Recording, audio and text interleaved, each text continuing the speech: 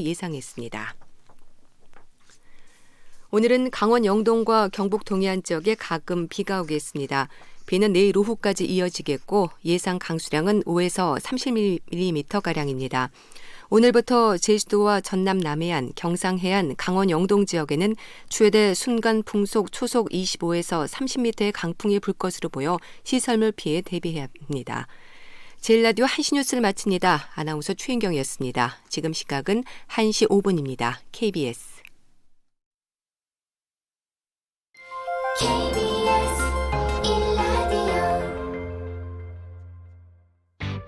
야, 왜? 점심시간에 뭐하냐? 자야지. 야, 그러지 말고 이거 한번 들어봐. 뭔데? 지금 당장 라디오를 켜봐. 나른한 오후 깨울 시사 토크쇼. 모두가 즐길 수 있고 함께하는 시간. 유쾌하고도 신나는 시사 토크쇼. 오태훈의 시사본부. 네, KBS 1라디오 오태훈의 시사본부 2부 시작합니다.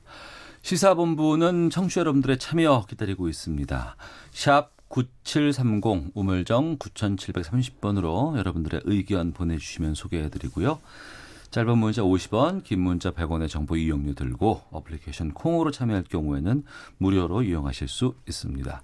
또 팟캐스트와 콩, KBS 홈페이지를 통해서 시사본부 다시 들으실 수 있고 또 유튜브를 통해 생중계되고 있습니다.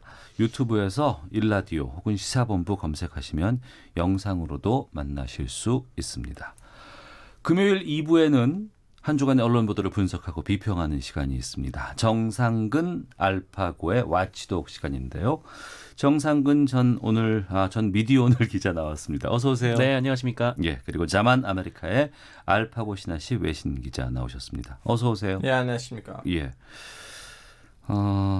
유시민 노무현재단 이사장과 KBS가 조국 장관의 부인인 정경심 동양대 교수의 자산 관리인 증권사 직원 김경록 씨 인터뷰를 두고 공방이 지금 벌어지고 있습니다.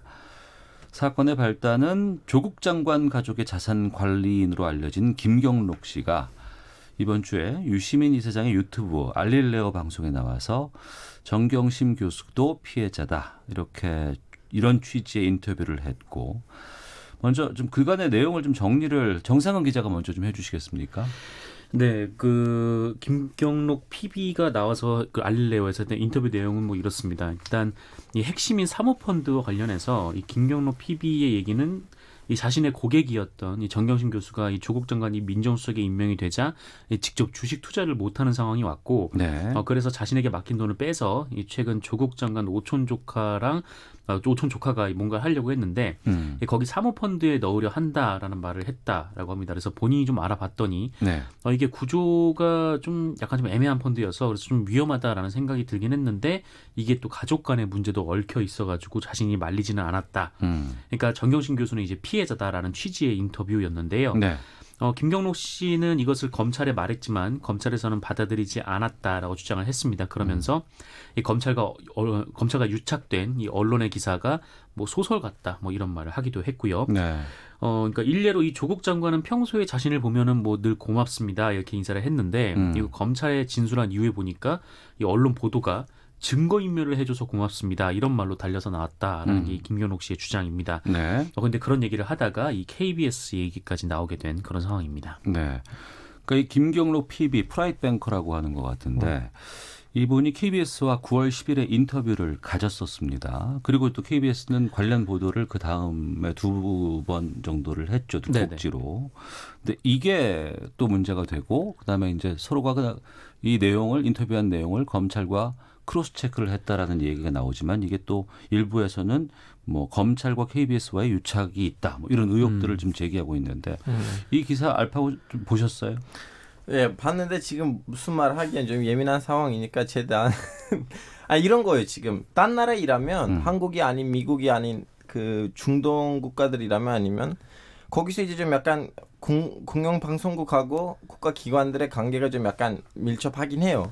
근데 한국에서는 지금 그런 시대도 아니고 좀 약간 그런 분위기도 아닌데 예. 이런 논란이 이러한 문제가 나왔다면 좀 정확한 증거라든가 무슨 나 이런 이 때문에 이러한 문제 제기를 합니다라고 하셨으면 유시민 이사장님이 네. 우리는 조금 더 이러한 문제를 더 그 팩트 체크를 조금 더 강력하게 할 수가 있는데 지금 문제 제기만 된 상황이고 네. 이제 KBS에서도 아니라는 거 있는데 더 이상 얘기할 거 없다고 보거든요. 그러니까 철저한 조사가 좀 필요하다. 네. 예. 유시민 이사장의 주장은 이렇죠. 그러니까 김경록 씨가 이 KBS랑 인터뷰를 했는데 네. 이 직후에 이제 검찰로 불려갔다라는 거 아닙니까? 그리고 이 검사와 이제 조사 과정에서 이 검사의 이제 컴퓨터를 봤는데 컴퓨터에 이제 다른 검사로 추정되는 어떤 사람이 이 메신저로 김경록 씨가 이제 KBS랑 인터뷰를 했더라. 그러니까 뭐뭐 물어봐라. 네. 뭐 이렇게 하는 내용이 있었다라는 겁니다. 그리고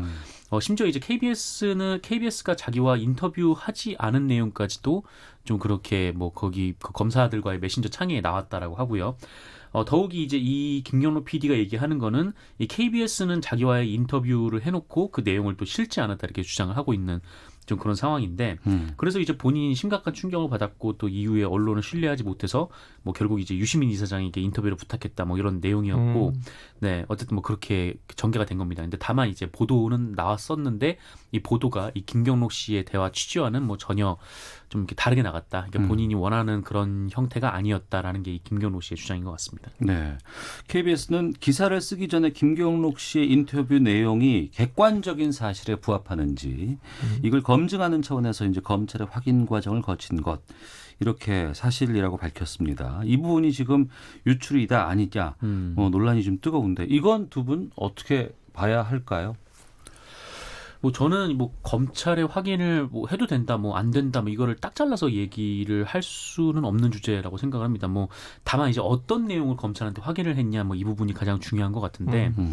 뭐 제가 뭐 김경록 씨를 만나보진 못했고 뭐 김경록 씨가 뭐 검찰 컴퓨터에서 어떤 내용을 봤는지 뭐 그것도 알 수 없는 상황이기 때문에 네. 뭐 옳다 아니다 뭐 이렇게 얘기하기 어렵습니다만 그 단지 좀 이런 생각이 드는 거는 이 크로스 체크를 할 곳이 검찰밖에 없었던가라는 점에서는 좀 생각이 좀 다른 편에 좀 속해요. 그러니까 인터뷰한 내용을 확인할 수 있는 방법이 네. 또 이제 인터뷰를 진행을 하다 보면은 이 인터뷰이가 얘기하는 내용이 진실인지 거짓인지 또 확인을 해볼 필요는 있다고 보거든요. 근데 네네. 이것을 단순히 검찰로만 해야 되느냐? 그렇죠. 그러니까 이 검찰 그 KBS가 공개한 이 녹취록 쭉 보니까 이 정경심 교수에 대한 얘기들을 이제 계속해서 하고 있는 그런 상황이었는데 네. 어차피 이제 그 검찰에 막 전화를 걸어서 확인해야 한다라고 하면은 이 김경록 씨의 증언이 검찰에서 한 것과 이 KBS 보도에서 한 것이 일치하냐 아니냐 뭐 그 정도의 확인이었을 것 같은데 그럼 이제 김경록 씨가 얘기했던 이 정경심 교수가 어떻게 저렇게 했다 이 부분에 대해서는 정경심 교수한테 크로스 체크를 했어야 되는 거 아닌가라는 생각이 좀 들었던 거죠. 그래서 네. 여기에 물어볼 대상이 왜 검찰이 되는 거지라고 이제 조금 의문이 들기는 좀 했었거든요. 근데 이 만약에 그러니까 이 어떤 내용을 뭐 그 KBS 기자가 검찰에 물어봤는지 이 내용을 제가 알 수가 없어서 근데 만약에 이 본인이 이제 변호권을 위해서 진술하지 않은 부분이 검찰로 이제 들어간 그런 상황이라면 그게 이제 기자의 질문을 통해서 검찰이 알게 된 그런 상황이었다면 좀 이거는 이제 취재원 보호에 소홀한 것이라고 판단을 합니다. 근데 뭐 그런 내용의 질의가 있었는지 모르기 때문에 이건 어디까지나 이제 가정을 하고 말씀을 드리는 겁니다. 알파고 기자는요? 이런 기간에는 기자 되는 것도 힘들거든요. 왜냐하면 지금 이 조국 사태 문제 때문에 지금 전국이 이렇게 흔들리고 있는데 이 주제랑 관련된 사람들이 인터뷰를 했을 때는 그 인터뷰를 이제 만약에 상대방이 조금 더 머릿속에서 좀 약간 작전이 있다면 그 인터뷰를 통해서 전국이 바꿀 수도 있거든요. 이런 네네. 정상에 변할 수도 있는데 기자는 어쩔 수 없이 아무리 인터뷰한다고 해도 이렇게 주말에 나오는 아무튼 주말 코너에 나오는 인터뷰 아니고 정치적인 그 결과를 가질 만한 인터뷰들이니까 네. 이 기자분들이 물론 가서 좀 약간 크로스 체크를 여러 가지 형태로 해야 되는데 예. 이제 여기서 검찰로 했다는 것도 어느 정도 좀 약간 뭐라고 해야 되나 그 사람들 보기에는 문제 제기할 만한 여지가 있으나 네네. 이 크로스 체크를 통해서 법적으로 아니면 어떤 형태로 좀 피해 보는 사람이 뚜렷이 생기냐 그리고 좀 약간 여기서 크로스 얘기하시는 기자분들한테 직접 좀 얘기를 해야 되는 상황인데요. 하여튼 이런 저런 상황입니다. 네. 오늘 알파고 기자가 예. 아 왜냐하면 너무 아시잖아요. 아, 알겠습니다. 머릿속에서 말을 한 5바퀴 돌리고 이렇게 나오는 것 같은. 유튜브로 굉장히 댓글 신중하네요. 남겨주신 이안킴님, 이번 김경록 PB 사건을 보고 검찰과 언론사, 법조 취재 기자와의 관계를 조금이나마 이해하게 되었습니다. 앞으로는 검찰의 입장만 받아 쓰는 언론이 아니라 국민의 권리를 더 생각하는 언론이 되기를 바랍니다라는 의견도 보내주셨는데요. 이번 그 조국 장관 관련한 그 여러 가지 뭐 검찰 수사에 대한 논란들 또 언론에 대한 논란들 상당히 많이 지금 불거지고 있습니다. 두 기자가 보기에 이번 논란의 원인 또 본질들 어떻게 생각하고 있는가 참 궁금하거든요. 알파오 기자, 예, 굳이 KBS와 상관 안 하더라도. 저는 큰 그림에서는 이 그림을 왜 우리가 보고 있어야 되는지 모르겠어요. 지금 전 세계적으로는 여러 가지 문제가 있는데 지금 중국하고 미국이 이렇게 싸우고 있고 옆에는 일본이란 불과 몇 달 전에는 우리는 무역 전쟁이 시작을 했는데 다 아무 얘기도 안 나와요. 우리는 오직은 이 사태만을 가지고 얘기했는데 제일 위험한 상황이 이거라고 생각하거든요. 네네. 지금 모든 국민이 이 사태만 바라보고 있고 반대라든가 장성이라든가 양쪽 다 말씀드립니다. 예. 나머지 대한민국 큰 문제들이 지금 언론에 제대로 나오진 않아요. 그래서 저도 너무 마음속으로는 불만이 증오로 변하고 있어요. 네. 정상환 기자는요?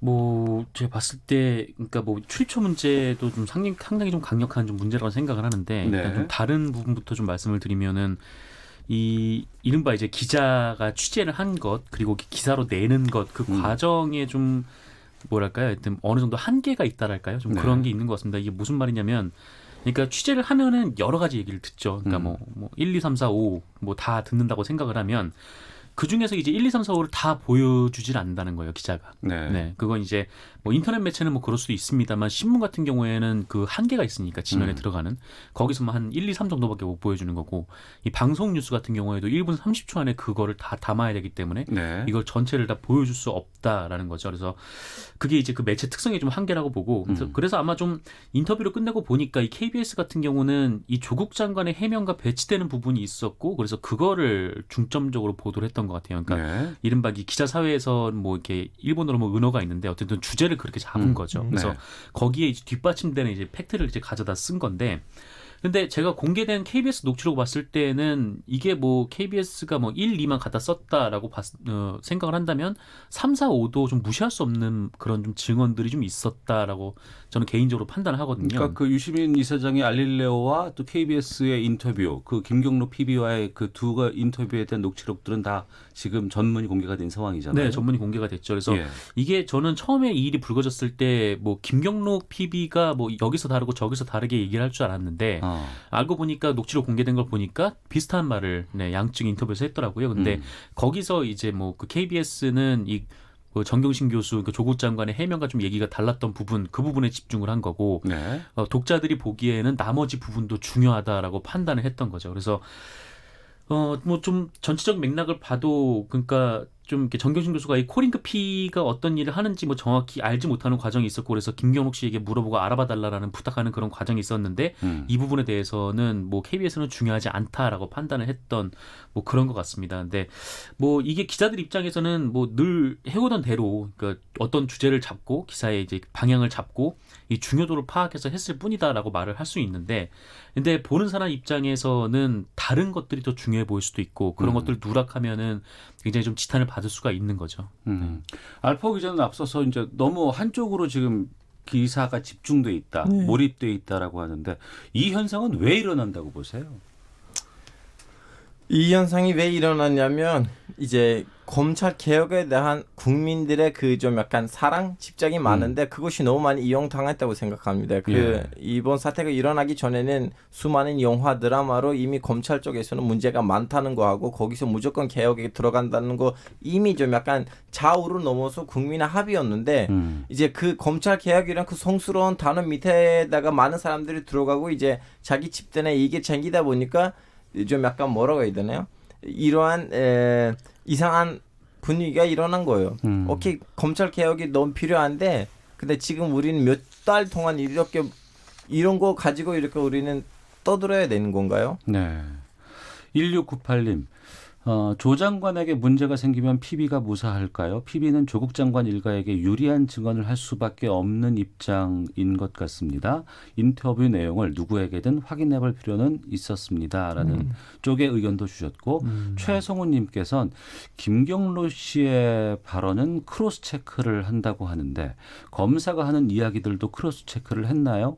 검사의 의견은 그냥 받았으면서 김경록 씨에게는 그렇지 못했지 않습니까? 라는 의견도 주셨고 6470님께서는 사건이 너무 길어집니다. 한쪽은 지푸라기라도 잡는 심정으로 지엽적인 것에 매달리는 것 같습니다. 대통령 결단이 필요해 보입니다. 이런 의견들 보내주셨습니다. 정상근 전 미디어오늘 기자, 자만 아메리카의 알파고 신하시 외신 기자와 함께 한 주간의 미디어 비평하고 있습니다. 다음 주제 또 다뤄보도록 하겠습니다. 드디어. 지난 9월 24일부터 주한 일본 대사관이 서울과 도쿄 그리고 후쿠시마의 방사선량 수치를 홈페이지에 올리기 시작했다고 합니다. 그런데 이 수치가 문제가 되고 있다고 하는데 주한 일본 대사관이죠. 여기서 게시한 수치가 어떻게 나왔어요? 어떻게 나왔냐면은 서울이 후쿠시마랑 거의 비슷하게 나왔고요. 네. 도쿄보다는 크게 높은 걸로 이렇게 나왔습니다. 이게 9월 말부터 이제 일본 대사관이 발표를 하고 있는데 네. 좀 뭐랄까 하여튼 원전 사고가 일어난 후쿠시마와 서울이 좀 비슷하다라는 수치가 좀 나와가지고 그것부터 좀 믿을 수가 없다라는 얘기가 좀 많았었죠. 그러니까 서울보다 도쿄는 이 방사선량이 훨씬 낮고 많이 낮고, 네. 서울은 후쿠시마와 후쿠시마랑 비슷하다라는 네. 수치를 주한 일본 대사관이 발표를 한 거예요. 그런데 이 수치를 또 몇몇 언론이 그대로 받아쓰기를 해서 문제가 됐다고 하는데 그대로 베껴쓴 언론은 어디예요?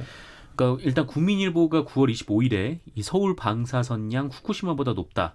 일본 대사관 측정값 공개라는 기사를 냈습니다. 그리고 같은 날 조선일보도 이 주한 일본 대사관 후쿠시마 방사능 수치 상시 공개, 서울과 비슷이란 제목의 기사를 냈고요. 네. 또 여기서 일본 정부는 앞으로도 이 과학적인 근거에 기초한 정확한 정보를 제공하고 이 투명성을 가지고 세심하게 설명해 나가겠다라는 이 주한 일본 대사관의 입장을 좀 반박 없이 그대로 실어준 기사가 있었습니다.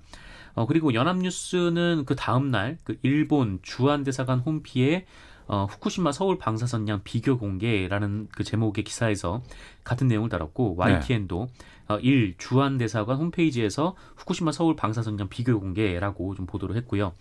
그리고 조선일보가 또 다다음 날 일본 대사관이 서울 방사선량 매일 공개하자 여당 일본 특위 후쿠시마 방사능 지도로 맞불 이런 기사로 이 수치를 사실이라고 지금 가정을 하고 이렇게 냈었습니다. 네. 근데 상식적으로 이 수치가 맞았는지는 좀 확인해 볼 필요가 있을 것 같고. 네. 그러니까 이게 일방적으로 그쪽에서 발표한 것을 그냥 그대로 써야 되는가라는 좀 고민도 좀 있거든요. 선생님 지금 기사를 쓸 때 드디어 편하게 쓸 수 있는 예. 이 기사를 쓸 때 지금 여러 가지 기사의 형태들이 있거든. 스트레이트 기사 있고 지제 기사 있고 이렇게 담사 기사 있고 인터뷰도 있는데 네. 지금은 특히 연합 같은 좀 약간 통신사 위주로 하는 그런 언론사들은 있는 것을 그대로 써야 되는 거 그 사람들의 몫이거든요. 왜냐하면 여기서 이렇게 발표했다, 이쪽 기관이 이렇게 발표했다, 그걸 하고. 네. 근데 예를 들면 신문사들이라든가 방송국들은 잠깐만 이 서울하고 후쿠시마 비슷하다고? 이거 좀 이상한데요? 이거 뭘 가지고 이런 결과가 나왔는지를 가서 취재하고 우리한테 보여줘야 돼요. 네. 예를 들면 일본 과학가들이 쓰는 그 변수들의 측정 단위라든가 다음에는 계산 어떤 개념으로부터 계산을 하는지 안 하는지라든가 네. 이런 것들하고 그런 거 해줘야 되는데 그냥 갖다 붙이면 그러면 사람들 이거 좀 약간 이상한 결과 나올 수가 있어요. 제가 여기 오기 전에 외신에 나오는 기사들 봤는데 네. 일단 누구도 외신에 있는 누구도 주한 일본 대사관이 발표하는 거를 신경 안 쓰는데 네. 제가 나와서 이번 사태가 터졌잖아요. 그래서 외신이 이걸 했어요. 일본 대사관에서 이러한 결과가 나자 한국에서 이제 논란이 됐다. 이런 현상을 이유는 한국은 그동안 일본 농산물에 대한 좀 약간 부정적인 입장을 많이 강조하다 보니까 네. 일본이 거기에다가 대응을 하고 있다는 것이를 이렇게 나름 분석을 길게 하고 내보는 거예요. 네. 그래서 우리도 좀 그렇게 해야 되지 않을까 싶어요. 그럼 이 수치에 대한 분석 같은 것들이 좀 반영이 된다 그러면 어떻게 우리가 좀 살펴볼 수 있을까요? 이게 보도가 난 이후에 여러 라디오 프로그램이라든지 아니면 지상파 방송에서 팩트 체크를 한다든지 많은 것들이 있었는데 네. 이렇게 그 일본 대사관이 이 자료를 발표하는 것이 좀 굉장히 좀 비교하기가 좀 불가능하다. 그러니까 굉장히 좀 부적절한 비교다 이렇게 부적절한 나온- 예. 비교였다. 그래서 나온 것이 맞습니다. 왜냐면은 이게 어디서 재느냐에 따라서 뭐 같은 서울이라고 해도 이 방사선량의 차이가 굉장히 좀 많기 때문에 그러니까 이를테면은 이 세슘 같은 경우에는 좀 흙에 많이 달라붙는 경향이 있다라고 해요. 그래서 예. 이 아스팔트 위에서 재면은 그렇게 높게 나오지 않는데 뭐 야산 같은 데서 재면은 이게 또 그 비교해서 좀 상당히 좀 높게 나온다 이런 겁니다. 그래서 네. 좀 이런 부분들을 좀 팩트 체크를 하고 일본에서 좀 어느 곳에서 또 어떤 방식으로 측정을 했는지 뭐 그 부분에 대해서 좀 확인을 한 다음에 네. 이게 좀 비교가 적절한가까지 좀 기사가 좀 나아갔으면 했는데 그런 기사들이 이제 신문 지면상에는 그렇게 많이 보이진 않았던 거죠. 네. 그러니까 이 수치에 대한 정확한 팩트를 지상파 방송 3사와 JTBC가 팩트 체크를 다 내놨다고요? 네네. 그 말씀드린 대로 뭐 이거는 그냥 비교가 불가능하다라는 건데 뭐 MBC도 그렇고 뭐 KBS도 그렇고 또 SBS도 그렇고 SBS 같은 경우는 특히 이제 일본에 가서 방사성을 직접 측정해 봤더니 뭐 후쿠시마 같은 경우에는 뭐 이제 아스팔트가 잘 닦여져 있고 뭐 도로 청소가 잘 돼 있는 곳에서 재면은 실제로 이 방사능 수치가 그렇게 높게 나오진 않는데 이 후쿠시마 원전 근처에 가까이 가면은 이 공기 중에도 상당히 높은 방사능 수치가 나왔고 그리고 이제 후쿠시마가 이 토양이 좀 오염되면은 그거를 항상 토양을 이제 드러내고 그러니까 토양을 깎아서 토양을 다른 데다 버리고 그다음에 새로 이제 그 남은 밑에 토양으로 지금 계속 놓는다는 거죠. 그래서 그때 재면은 방사성이 괜찮은데 비가 오거나 하면은 다시 또 흙에 이게 묻기 때문에 그때 또 방사성 수치가 올라간다라는 겁니다. 그래서 이렇게 좀 팩트 체크를 하니까 그러면 이런 상태로는 뭐 서울과 이 후쿠시마를 비교하는 게 좀 불가능했구나 좀 그렇게 판단이 되는 거죠. 그러니까 청취자 지니님께서 그 얘기를 해주셨어요. 토양의 성격, 위치에 따라서 자연 방사능량이 높게 나올 수가 있습니다. 김종무님은 게다가 우리나라 화강암 지질 아닌가요? 이렇게 지금 말씀해 주셨는데 그 화강암 지대가 방사능이 좀 많이 나오는 좀 특징도 좀 갖고 있는 건 사실이고 그 사고로 인한 그 방사능 유출로 인해서 되면은 이거는 어디다가 숨겨놓거나 수치가 나오지 않더라도 계속해서 거기서는 방사능이 유출되는 거는 기정사실화되는 게 맞기 때문에 그렇죠. 그런데 이제 문제는 이 주일 대사관 홈페이지에 있는 수치를 이제 언론들이 그대로 받아 쓴 겁니다. 그러면 그 이후에 이제 이런 그 팩트 체크가 나오고 지적들이 나오면은 정정 보도라든가 다시 수정 보도 같은 것들이 좀 해야 되지 않을까 싶은데 그런 게 있었나요?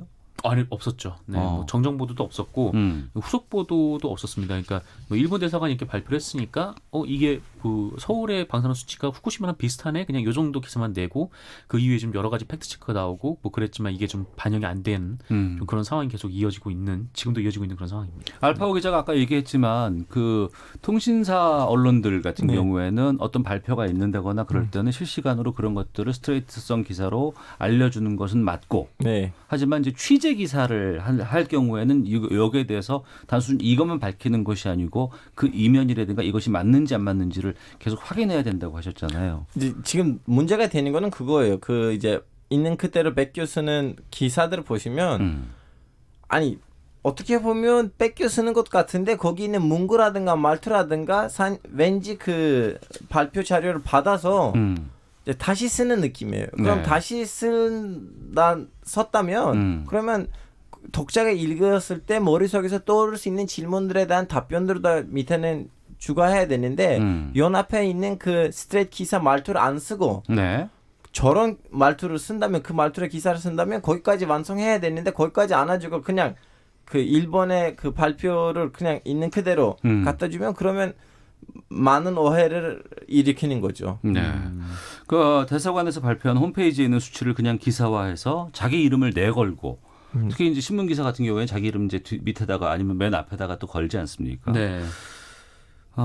쓴 이러한 내용들 앞으로 좀 이런 부분들은 어떻게 우리가 해야 될까 좀 의견을 좀 듣도록 하겠습니다. 제가 방금 전에 얘기했어요. 네. 정상환 기자 먼저 하세요. 예.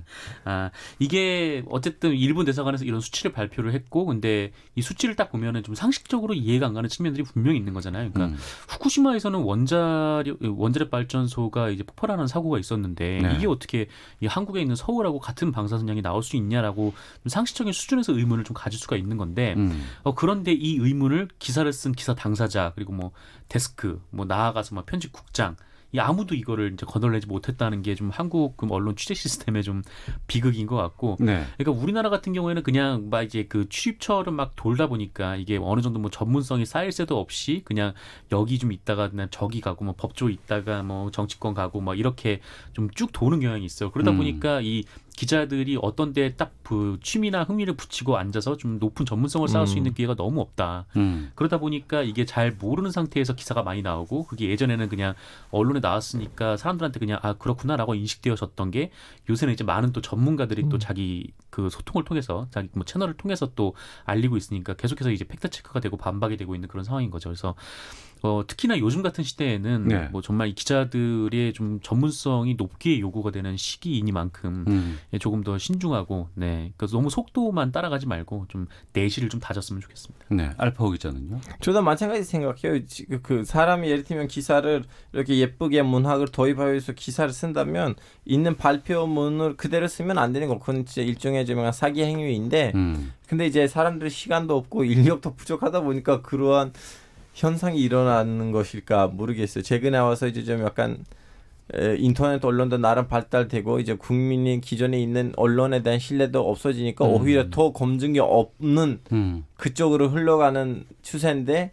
거기서 기자들이 진짜 제대로 된 기자 정신으로 활동을 하지 않으면 지금 기존에 있었던 언론사들 중에서 몇 개 말고는 나머지 없어질지도 모르겠어요. 네. 특히 이제 방송사라든가 이런 쪽에서는 그 앞서서 정상훈 기자가 얘기해줬던 전문성이 쌓이기 전에 이제 순환하는 경우가 네. 많이 있거든요. 경제부에서 사회부로, 뭐 사회부에서 문화부로 그러다가 이제 또 정치부 같은 경우에는 한 번쯤 가면 쭉 가는 경향이 좀 있기도 하고 또 이런 경우는 알파 기자 외신은 어때요? 그 외신은 완전히 전문화예요. 아 그래요? 예, 그 처음에는 입사를 해요. 입사하고 난 다음에는 한 1, 2년 동안 아니면 6개월, 1년 반 사람에 따라 다르긴 한데 부마다 돌려요. 돌리고 난 다음에는 그 기자의 본인의 진술과 그동안 썼던 기사들을 봤을 때 아, 이 기자는 스포츠부 부가파다. 아니면 이 기자는 국제부다. 판단을 내리면 그 부에다가 넣고 다음엔 쭉 은퇴할 때까지 거기에 있어요. 네. 그래야지 이제 기사에 좀 약간 질이 좀 높죠. 왜냐하면 전문성도 올라가고. 예. 근데 우리는 왜 그렇게 계속 돌릴까요? 그게 그냥 이제 습관처럼 이렇게 되는 거죠. 네. 그러니까 처음에 이제 뭐 처음에 경찰 기자로 다 들어갔다가 뭐 이제 뭐 그다음에 여기저기 뿔뿔이 흩어지고 계속 이제 한 짧게는 한 6개월마다 이렇게 출입처를 바꾸는 사람들도 꽤 많아요. 네. 그러니까 출입처에 좀 매몰되거나 유착되는 부분들이 있기 때문에 좀 이렇게 순환하는 긍정적인 의미도 있지만 하지만 네. 또 전문성을 쌓는 부분에 대해서는 좀 아쉬운 부분도 있지 않을까라는 생각이 좀 듭니다. 자, 주간 미디어 비평 와치독 마치도록 하겠습니다. 커피타임님께서 정상은 기자가 똑소리나게 설명을 잘 하시는 듯 합네요. 이렇게 의견도 보내주셨는데요. 아유 감사합니다. 저도 마지막은 알파고는 근데 못하네요라는 이렇게 후속글 아니 있을 없어요. 알았는데 없습니다. 네. 자, 감사합니다. 정상근 전 미디어오늘 기자, 자만 아메리카의 알파고 신하 씨 외신 기자 두 분과 함께했습니다. 두 분 오늘 말씀 고맙습니다. 네, 감사합니다. 헤드라인 뉴스입니다. 더불어민주당 이해찬 대표